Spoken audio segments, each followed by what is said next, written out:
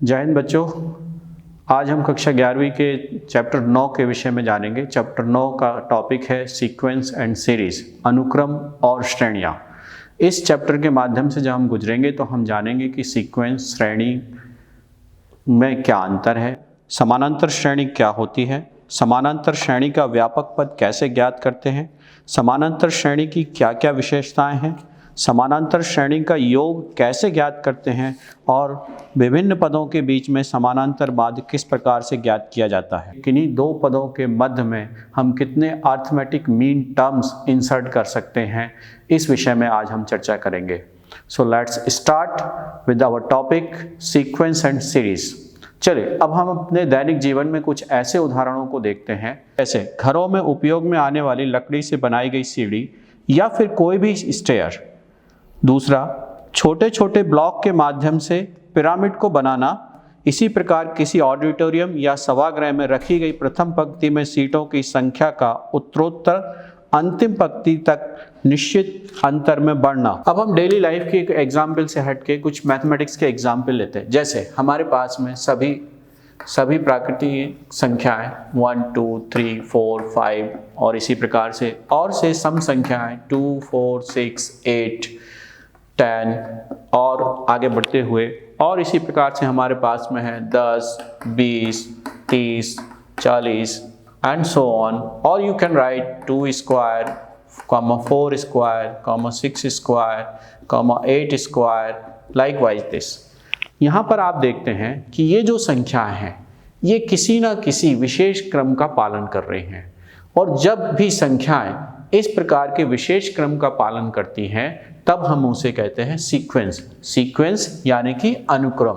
अनुक्रम से तात्पर्य हमारा ये निकला कि sequences are the ordered arrangement of numbers, अर्थात अनुक्रम वह संख्याएं हैं जो किसी क्रम को बताती हैं, जैसे प्राकृत संख्याएं, अभाज्य संख्याएं, विषम संख्याएं या किसी इवेंट में पुरस्कार की राशि।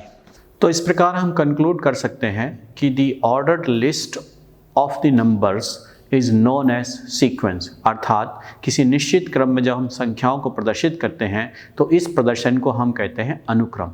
अब हम जानेंगे कि अनुक्रम कितने प्रकार के होते हैं। यहाँ हम जानेंगे कि अनुक्रम कितने प्रकार का होता है, यानी सीक्वेंस कितने प्रकार का होता है। तो हमारे पास में जो सीक्वेंस है वो दो प्रकार से परिभाषित हैं, फाइनाइट यानी कि परिमित और इनफाइनाइट यानी कि अपरिमित सीक्वेंस। फाइनाइट सीक्वेंस क्या होते हैं? जैसे अभी हमने पूर्व में कुछ उदाहरण लिए, उन उदाहरणों के अनुसार जैसे 1, 2, 3, 4 अप टू 10, केवल नंबर 10 तक की सभी प्राकृतिक संख्याएं या पहले 5 विषम संख्याएं 1, 3, 5, 7, 9, या यूं कहें कि किसी परिवार की 10 जनरेशन यानी 10 पीढ़ियां। जब हम इस प्रकार से किन्हीं चीज़ों को काउंट कर सकते हैं या वे हमारे पास में इस प्रकार से प्रदर्शित हैं कि हम उन्हें गिन सकते हैं, तब हम इस प्रकार की सीक्वेंस को या अनुक्रम को फाइनाइट सीक्वेंस या परिमित सीक्वेंस कहते हैं। परिमित अनुक्रम कहा जाता है उसे।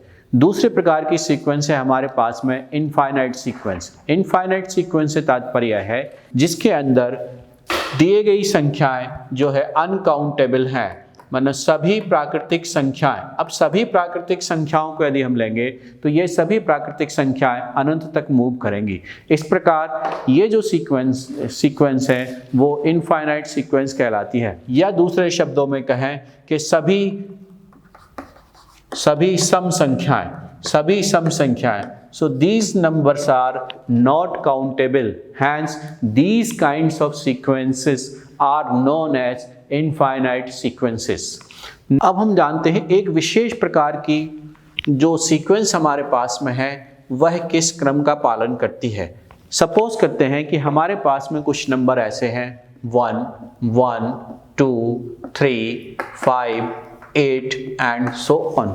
इस प्रकार के नंबर्स को जब हम देखते हैं तो पाते हैं कि ये किसी विशेष पैटर्न को पालन तो नहीं कर रहे हैं, परंतु यहाँ जो नंबर प्राप्त हो रहे हैं वो किसी न किसी प्रकार से अपने पूर्ववर्ती संख्याओं की पुनरावृत्ति के योग द्वारा प्राप्त हो रहे हैं। जैसे यदि हम यहाँ पर सीक्वेंस के जो भी टर्म्स हैं, जैसे A1 जो कि सीक्वेंस का पहला टर्म है दैट इज 1, सीक्वेंस का दूसरा term A2 is denoted by also 1 and A3 जो हमें मिल रहा है वो 2 है।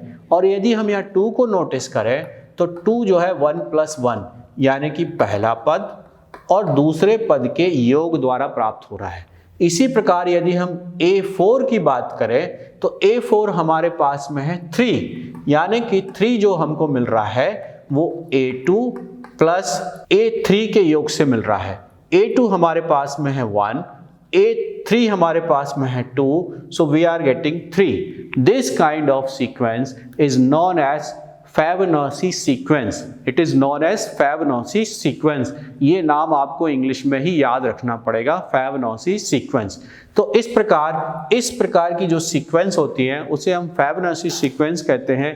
और इस श्रेणी का जो पद है, जनरल पद है, जो सामान्य पद है, उसे हम व्यक्त करते हैं an = an-2 प्लस an-1, जहां पर कि n हमेशा 2 से बड़ा है, क्योंकि प्रथम पद और द्वितीय पद एक समान होते हैं। इसे Fibonacci सीक्वेंस कहा जाता है। Now we discuss about the series. Series क्या चीज है? अभी हमने कुछ एग्जाम्पल्स लिए थे सीक्वेंस के, जैसे 1, 2, 3, 4, 5 एंड सो ऑन, और से सारे सम संख्याएं 2, 4, 6, 8, 10 एंड सो ऑन। इस प्रकार जब हमारे अनुक्रम को व्यक्त करते हैं और यदि हम इस अनुक्रम के बीच में प्लस का साइन लगा दें, ये प्लस का साइन लगा दें इस प्रकार से इस अनुक्रम के बीच में, तो ये हमारी हो जाती है series. This is known as what?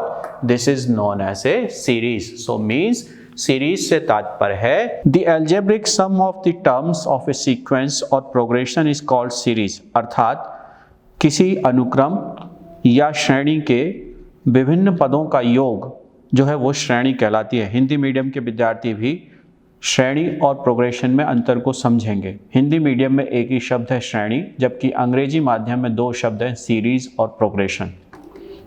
The sum of the first n terms of the series is denoted by Sn. The sum of the first 2 terms of the series is denoted by S2 and so on.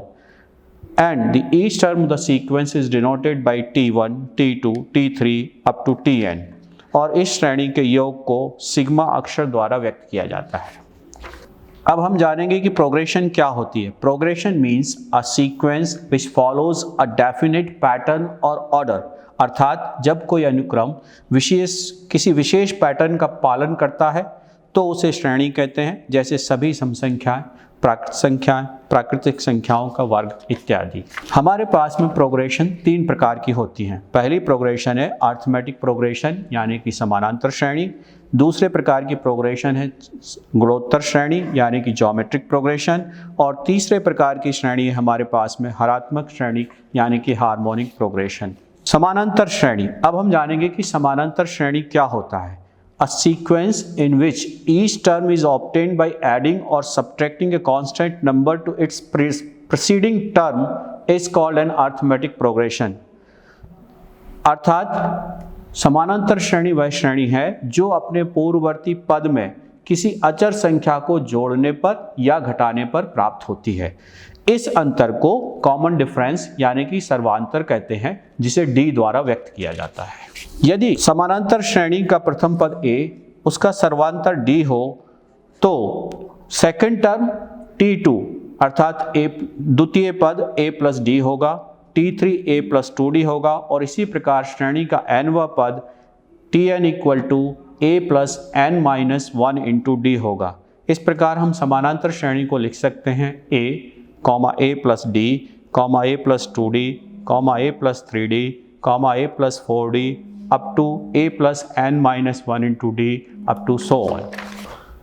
समानांतर श्रेणी में दिए गए क्रमागत पदों को किस प्रकार से माना जाता है? ये एक विशेष पैटर्न होता है। इस पैटर्न को आप सभी को याद रखना है। यदि किसी समानांतर श्रेणी में 3 पद क्रमागत पद हैं जो कि समानांतर श्रेणी में है उसे हम मानेंगे a minus D, a plus D.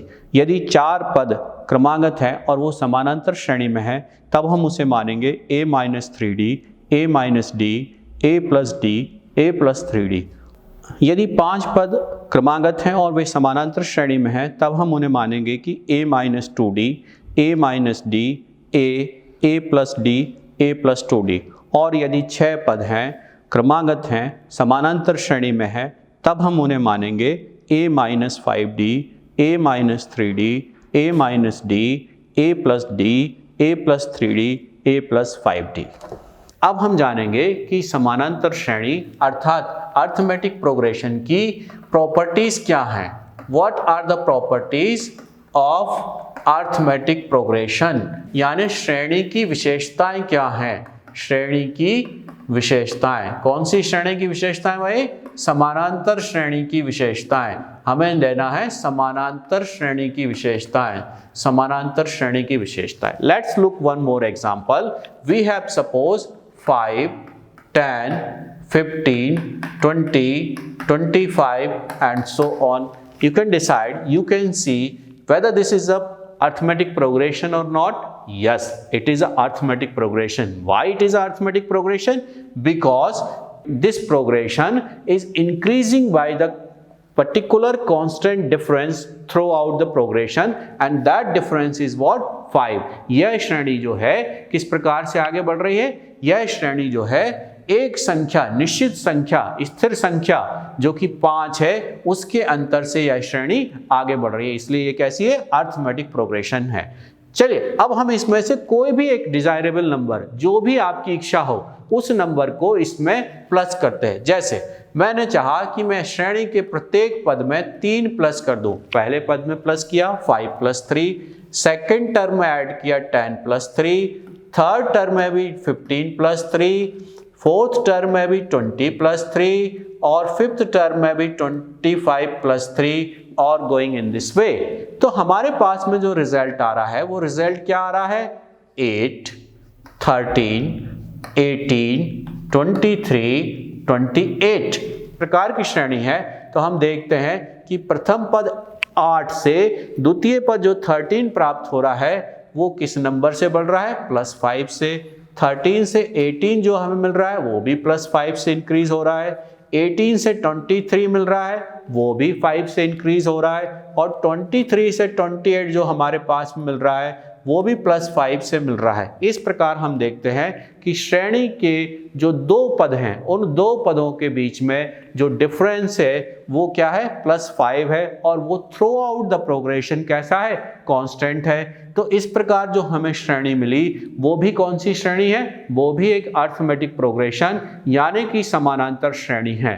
तो हम यहाँ पर कंक्लूड कर सकते हैं कि किसी समानांतर श्रेणी के प्रत्येक पद में कोई भी एक निश्चित संख्या जोड़ने पर जो हमें श्रेणी प्राप्त होती है वह श्रेणी भी समानांतर श्रेणी होगी। Means if we add any desirable number to the each term of the arithmetic progression, then the resultant progression would also be an arithmetic progression. Progression हमें प्राप्त होगी वो भी हमारी arithmetic progression होगी. So this is known as the first property of the arithmetic progression.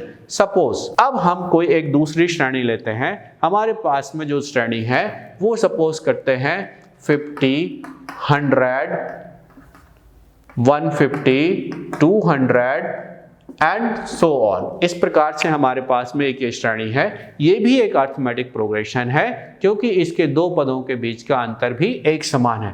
अब इस श्रेणी में से कोई एक डिजायरेबल नंबर हम चाहते हैं कि माइनस कर दे। हमारे पास में सपोज करते हैं कि हम इसमें से 10 माइनस करते हैं। 50 minus 10, 100 minus 10, 150 minus 10, 200 minus 10 and so on. तो हमारे पास में जो मिलती है श्रेणी वो मिलती है 40, 90, 140, 190 एंड सो ऑन। अब इन पदों के बीच का अंतर भी हम नोटिस करें तो यहाँ पर हमें जो है वो +50 मिल रहा है पहले और दूसरे पद में, दूसरे और तीसरे पद के बीच का अंतर भी +50 है, तीसरे और चौथे पद के बीच का भी अंतर +50 है, and going in this way. तो इस प्रकार से हमने देखा कि यदि हम श्रेणी में से कोई भी एक संख्या उस श्रेणी के प्रत्येक पद में से माइनस करते हैं तो जो परिणामतः हमें श्रेणी प्राप्त होती है, जो रिजल्टेंट प्रोग्रेशन हमें प्राप्त हो रही है, वो रिजल्टेंट प्रोग्रेशन भी एक अरिथमेटिक प्रोग्रेशन यानी कि समानांतर श्रेणी भी है। ये समानांतर श्रेणी की दूसरी विशेषता हुई कि समानांतर श्रेणी के सभी पदों में से कोई भी एक निश्चित संख्या घटाने पर जो वो रिजल्टेंट प्रोग्रेशन भी हमारी कैसी होगी, एक अरिथमेटिक प्रोग्रेशन होगी। अब हम बात करते हैं समानांतर श्रेणी की तीसरी विशेषता। कोई भी एक समानांतर श्रेणी आप ले लेते हैं, सपोज करते हैं, बहुत इजी, 1 2 3 4 5 एंड सो ऑन, ये सभी प्राकृतिक संख्याओं की एक श्रेणी है। इस श्रेणी में अब हम किसी नंबर से गुणा करने की, मल्टीप्लाई करने की कोशिश करते हैं। सपोज करते हैं कि हम इस श्रेणी को 5 से मल्टीप्लाई कर देते हैं, तो 1 × 5, 2 × 5, 3 × 5, 4 multiplied by 5, 5 multiplied by 5 and so on. यहाँ पर हमें जो श्रेणी मिलेगी वो मिलेगी 5, 10, 15, 20, 25 एंड सो ऑन। इस प्रकार हम श्रेणी के पदों के बीच में अंतर नोट करते हैं। यहाँ भी +5 है, यहाँ भी +5 है, थर्ड और फोर्थ टर्म के बीच भी अंतर +5, फोर्थ और फिफ्थ टर्म के बीच भी अंतर +5 है। इट मीन्स द श्रेणी increases by the difference of 5. That difference is constant throughout the progression. Thus, this kind of progression would also be an arithmetic progression. तो यहाँ पर हम कंक्लूड कर सकते हैं कि यदि किसी समानांतर श्रेणी के पदों को किसी निश्चित संख्या से कोई भी शून्येतर संख्या जो हमारी होगी, नॉन जीरो नंबर होगा, उससे हम मल्टीप्लाई करेंगे तो जो श्रेणी हमें प्राप्त होगी वह श्रेणी भी अरिथमेटिक प्रोग्रेशन होगी। तो ये तीसरी विशेषता हो गई अरिथमेटिक प्रोग्रेशन की, जिसमें हमने किसी नंबर से मल्टीप्लाई किया और जो श्रेणी हमें प्राप्त हुई वह श्रेणी भी हमारी कैसी थी, अरिथमेटिक प्रोग्रेशन थी। We take some more examples. Suppose we are having 2, 4, 6, 8, 10 and so on. अब मैं चाहता हूं कि मैं इस श्रेणी के विभिन्न पदों को किसी शून्येतर नॉन जीरो नंबर से डिवाइड करूं। हर पद को एक विशेष नंबर से, एक ही नंबर से मैं इसको डिवाइड करूं। सपोज करता हूं कि मैं इस पूरी श्रेणी के प्रत्येक पद को 2 से डिवाइड करता हूं। 2/2, 4/2, 6/2, 8/2, 10/2 एंड सो। तो यहाँ पर आपको जो श्रेणी प्राप्त हो रही है 1, 2, 3, 4, 5। यहाँ पर जब हम अंतर देखते हैं +1, सेकेंड थर्ड टर्म में +1, थर्ड फोर्थ टर्म में +1, फोर्थ फिफ्थ टर्म में भी +1, और ये श्रेणी इस प्रकार से आगे बढ़ती है। इसका मतलब क्या हुआ कि जो रिजल्टेंट श्रेणी है वो भी हमारी कैसी है, वो भी हमारी समानांतर श्रेणी है। अर्थात किसी नंबर से जब हम समानांतर श्रेणी को डिवाइड करते हैं तो जो श्रेणी हमें प्राप्त होती है वो श्रेणी भी हमारी कैसी होती है, समानांतर श्रेणी होती है। तो यहाँ पर हमने जाना समानांतर श्रेणी में किसी नॉन जीरो नंबर को ऐड यानी कि जोड़ते हैं, या नॉन जीरो नंबर को घटाते यानी कि सब्ट्रैक्ट करते हैं, या नॉन जीरो नंबर से श्रेणी को मल्टीप्लाई यानी कि गुणा करते हैं, या नॉन जीरो नंबर से उस श्रेणी को डिवाइड यानी कि भाग देते हैं, तो जो हमें श्रेणी प्राप्त होती है वह श्रेणी भी अरिथमेटिक प्रोग्रेशन यानी कि समानांतर श्रेणी ही होती है। इस प्रकार ये समानांतर श्रेणी की 4 विशेषताएं हैं। ओके, अब हम डिस्कस करेंगे कि sum of n terms of N AP, अर्थात समानांतर श्रेणी के n पदों का योग। मान लेते हैं कि समानांतर श्रेणी का प्रथम पद a, कॉमन डिफरेंस यानी कि सार्वांतर d, और इस श्रेणी का अंतिम पद, मान लिया कि अंतिम पद जो है वो L से डिनोट होता है। तो हमारे पास में जो श्रेणी होगी वो इस प्रकार से होगी a plus d, a plus 2d up to l minus 2d, अंतिम से दूसरा पद, l minus d, अंतिम से पहला पद, और l ये अंतिम पद है। अगर हम इस श्रेणी का योग ज्ञात करना चाहते हैं, we will write s equal to a plus d plus a plus 2d plus l minus 2d plus l minus d plus l। मान लेते हैं कि this is our first equation. अब इसी श्रेणी को हम रिवर्स ऑर्डर में लिखते हैं। We will write s equal to l। जो हमारा आखिरी पद था उस पद को हमने सबसे पहले लिखा, जो अंतिम से पहला पद था उसको हमने यहाँ पर लिखा l minus D plus l minus 2d। इसी प्रकार से जो हमारे पहले तीन पद थे वो हो जाएंगे a plus 2d, a plus d and a। ये हमारा हो गया सेकंड इक्वेशन। यदि हम इन दोनों इक्वेशन को प्लस कर दें, if we add these two equations together, we will get s plus s equal to 2s equal to l plus a will give rise to a plus l. This second term and this term will give you also a plus l and the third term will also give you a plus l।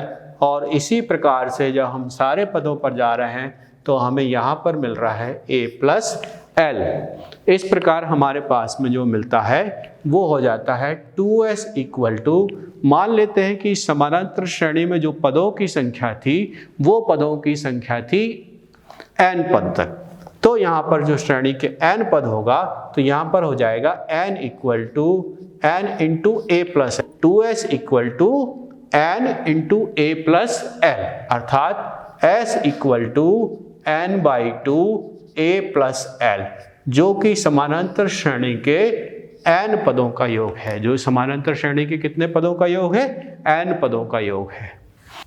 इस प्रकार श्रेणी के n पदों का योग हमको मिला Sn equal to n by 2 a plus l।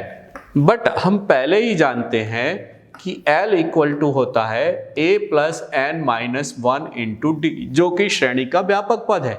इसलिए therefore Sn equal to n by 2 a plus, इस l की जगह पर हम इस l की वैल्यू को सब्स्टिट्यूट कर सकते हैं। तो यहाँ पर जो l की वैल्यू है वो क्या है हमारे पास में? a plus n minus 1 into d. Thus we will get Sn equal to n by 2 a plus a will give rise to 2a plus n minus 1 into d. So here we are having two kinds of formula to find out the sum of an arithmetic progression. One is that Sn equal to n by 2 a plus l, जहां पर कि हमें श्रेणी का प्रथम पद, अंतिम पद और श्रेणी में दी गए कितने पद हैं उनकी संख्या दी गई हो, तब हम इस फार्मूले का प्रयोग कर सकते हैं श्रेणी के n पदों का योगफल ज्ञात करने के लिए। या फिर यदि हमारे पास में अंतिम पद नहीं है और केवल श्रेणी दी गई है, तब हम इस प्रकार से n by 2 2a plus n minus 1 into D दिए गए पदों के लिए हम श्रेणी के योगफल ज्ञात कर सकते हैं। We will discuss about the arithmetic mean terms, अर्थात समानांतर माध्य पद। In an AP, all the terms lying between any two numbers of an arithmetic progression are known as arithmetic mean terms। यदि अर्थात किसी समानांतर श्रेणी के दो पदों के बीच में जितने भी पद आते हैं, जितने भी टर्म्स आते हैं, वो सब उसके अरिथमेटिक मीन टर्म्स कहलाते हैं। यदि केवल वहां पर एक ही टर्म है, किन्हीं दो पदों के बीच में केवल एक ही टर्म, प्लीज नोट दिस, यदि समानांतर श्रेणी के किन्हीं दो पदों के बीच में केवल एक ही पद की हम गणना कर रहे हैं, तब हम उसे कहते हैं समानांतर माध्य यानी कि अरिथमेटिक मीन। सपोज करते हैं कि एक समानांतर माध्य हमारे पीएच में a है और माना कि समानांतर श्रेणी के दो पद a और b हैं और यह a जो है इन दो पदों के बीच में a और b के बीच में स्थित है। This A lying between A and B, then this A would be known as arithmetic mean of A and B. How you can get? चलिए सिंप्लीफाई करते हैं। चूंकि ये तीनों पद किसमें हैं? समानांतर श्रेणी में। These पद are in AP। अब AP में है, इसका मतलब है कि पहले दो टर्म का और दूसरे दो टर्म के बीच का जो डिफरेंस है वो डिफरेंस कैसा होगा? कॉमन होगा। तो यहाँ पर हम लिख सकते हैं a minus a, capital A minus a equal to b minus capital A, और you can simplify a plus a equal to b plus a. So therefore we have 2a equal to a plus b or a equal to a plus b by 2. Hence it is proved कि भाई जो ये जो बीच वाला पद है वो इन दो पदों का क्या है, समानांतर माध्य है. It is the arithmetic mean of two adjacent term. Okay, now we will try to find out कि n अरिथमेटिक मीन्स को हम इसके बीच में कैसे इंसर्ट कर सकते हैं. सपोज करते हैं कि हमारे पास में दो नंबर a और b हैं, a और b हैं, और हम इनके बीच में चाहते हैं कि बहुत सारे अरिथमेटिक मीन को इंसर्ट कर दें. सपोज करते हैं पहला अरिथमेटिक मीन टर्म्स a1, दूसरा a2, तीसरा a3, अप टू हमने यहाँ पर इंसर्ट किया an और b. तो ये एक हमारे पास में कैसे हो गए, अरिथमेटिक प्रोग्रेशन हो गई. इस अरिथमेटिक प्रोग्रेशन का जब हम अरिथमेटिक मीन्स फाइंड आउट करेंगे तो यहाँ पर टोटल पदों की संख्या कितनी हो गई, that number, total number of terms. हम यहाँ पर देखते हैं कि कितने टर्म्स हमने इंसर्ट किए, n टर्म्स इंसर्ट किए, और एक पहला पद a है और एक अंतिम पद b है. तो टोटल टर्म्स, इस श्रेणी के टोटल टर्म्स कितने होंगे, total terms of this progression will be n plus 2. Total sums of this progression will be n plus 2. तो जो लास्ट टर्म है, जो हमारे पास में फार्मूला था कि Tn इक्वल टू क्या होता है, a plus n minus 1 into D. D क्या है, कॉमन डिफरेंस. n क्या है, उस श्रेणी के नंबर ऑफ टर्म्स. a क्या है, उस श्रेणी का प्रथम पद. और Tn क्या है, वो पद जो आप फाइंड आउट करना चाहते हैं. तो यहाँ पर हमारा जो अंतिम पद है वो क्या है, b है. तो Tn की जगह पर यदि हम b लिखते हैं then we will get b equal to, प्रथम पद तो a ही रहेगा, the first term will remain as it is, and number of terms n. n कितने हो रहे हैं हमारे पास में, यहाँ पर है n प्लस 2, क्योंकि हमारी जो श्रेणी दी है उसमें टोटल नंबर ऑफ टर्म्स कितने, n plus 2. So we will write, इस प्रकार हमें b इक्वल टू मिलेगा a plus n plus 1 into d. और we from here we can get d equal to b minus a upon n plus 1. अर्थात जब हमने किसी श्रेणी के दो पदों a और b के बीच में n समानांतर माध्य पदों को इंसर्ट किया तो उसका कॉमन डिफरेंस आया d equal to b minus a upon n plus 1. अब हम फाइंड आउट करते हैं कि श्रेणी का पहला अरिथमेटिक मीन क्या होगा. a1 equal to a plus d, अर्थात a plus b minus a upon n plus 1. श्रेणी का दूसरा समानांतर माध्य जो हमें मिलेगा वो मिलेगा a प्लस 2d, अर्थात a plus twice of b minus a upon n plus 1. और इसी प्रकार से हम श्रेणी के n वह समानांतर माध्य भी ज्ञात कर सकते हैं. तो n वह समानांतर माध्य क्या होगा, an equal to a plus n d, that is equal to a plus n into b minus a upon n plus 1, जो कि श्रेणी का nवां समानांतर माध्य होगा. तो इस प्रकार से हमने जाना कि किसी समानांतर श्रेणी के दो पदों के बीच में n समानांतर माध्य पदों को किस प्रकार से ज्ञात किया जा सकता है. और यहाँ पर एक नोट करने वाली बात यह भी है कि हम किसी भी समानांतर श्रेणी के दो पदों के बीच में जितनी मर्जी उतने समानांतर माध्य इंसर्ट कर सकते हैं और उन्हें फाइंड आउट कर सकते हैं. So please note down, we can insert as many as arithmetic mean between two numbers as many as we desire. Thank you बच्चों. इस प्रकार आज इस व्याख्यान के माध्यम से आपने जाना कि अरिथमेटिक प्रोग्रेशन क्या होती है, अनुक्रम और श्रेणियों में क्या अंतर होता है, समानांतर श्रेणी का व्यापक पद कैसे प्राप्त होता है, समानांतर श्रेणी की क्या विशेषता है, समानांतर श्रेणी का योग कैसे ज्ञात करते हैं, और समानांतर श्रेणी के दो पदों के बीच में हम कितने समानांतर माध्य इंसर्ट कर सकते हैं. अब कुछ प्रश्न आपके लिए मैं होम असाइनमेंट के रूप में देता हूं. उम्मीद है कि आप उन प्रश्नों को इस कॉन्सेप्ट के माध्यम से हल करने में सक्षम होंगे. Thank you very much.